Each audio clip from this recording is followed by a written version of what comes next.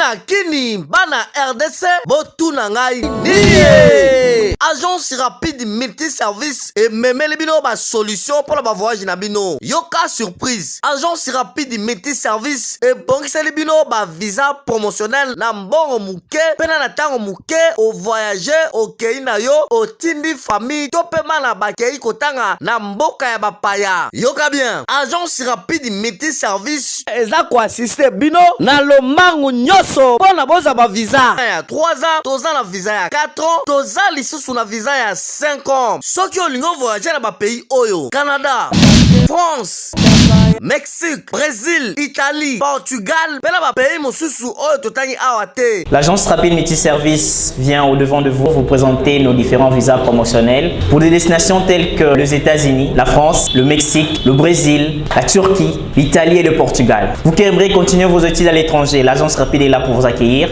Ozali na posa ya kosala assurance voyage. Yaka na agence rapide, okosomba assurance voyage na yo na prix ya malamu pe ya kitoko. Ozali na posa ya billet d'avion pour na ko voyager Lubumbashi, Kasai, Katanga, bamboka nyonso ya République démocratique du Congo. Yaka na agence rapide okozwa billet na talo ya malamu. Na agence rapide multi-service yoka occasion munene yango yo. Yo moto ozala bandeko awa na Kinshasa, ozala famille, ozala mwasi, tope ozala bana olingi balanda yo na mboka ya poto, na mbongo muke ya pamba ba rejoindre yo na kimia nyoso. Yo moto sala na lo passeport te, yaka na 4 jours ya pamba ba saleli yo passeport na ba norme nyoso. Yo moto yebi ndenge ba bandaka ba démarche pour la voyage te, yaka na agence rapide multi-service. Agence rapide multi-service ezala ba billet national pe international. E bongo to bosani te yo moto lingo voyager na Chypre du Nord, pela na Chypre du Sud. Yaka oko voyager na tango muke. Kasi ebele ya avantage yango zali na Chypre du Sud. Be lisusu na Canada, kuna bakopesa yo ndako ya kofanda na ofele,